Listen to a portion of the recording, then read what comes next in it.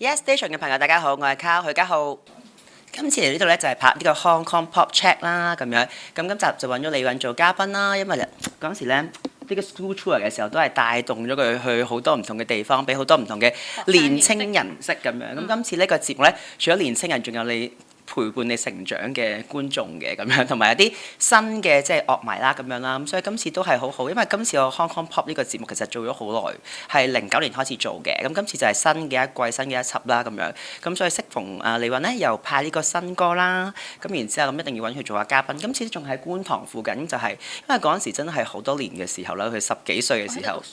係啦，咁就係仲有呢個 Miss Mac 嘅時代，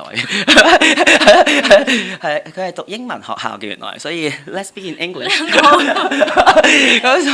咁所以都好好，一陣間就會喺呢觀塘嘅時候就會尋回翻佢嘅腳毛啦，即係可能食下啲好中意食嘅燒賣啊，或者去唔同嘅地方咁樣。咁因為嗰陣時都係即係都回憶都係好湧上嚟嘅，因為嗰陣時都係我讀書嘅時候，放學嘅時候咧就去湊佢啦，咁然之後去好多 school tour 啦，咁仲有嗰陣時係去嗰啲天水圍啊，好遠嘅去到。係啊，嗰啲咩元朗跑曬㗎啦啲學校。咁然之後就係嗰啲話快啲啦，快啲咁，佢自己都好準時嘅人嚟嘅，咁所以各位同學仔都要留意下呢個咁，同埋嚟緊好似係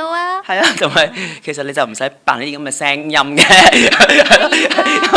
因為都始終都係。我年紀仲大過你啲老師啊！係咩？33歲咯，你係？你啲老師都係20幾歲啦，而家。係咁，同埋嚟緊都預告下，可能同你哋都有啲合作嘅，就係好似。都會玩下啲球類嘅活動啊，同埋去下，好似9月之後都有啲新嘅 school tour 嘅時候就又排啦，咁所以都係咗上兩個禮拜嘅時候同佢做好多訪問啦，即係排電視台嘅訪問啦，同埋排訪問嘅時候，啲回憶都湧上嚟，咁一陣間就大啤講可以喺度呢個 party room 度瞓一陣，即係可以瞓2日咁樣講。唔係 yes 一定要做嘅，因為年輕人啊嘛。對於阿永你今日出新歌啊，有咩鼓勵説話？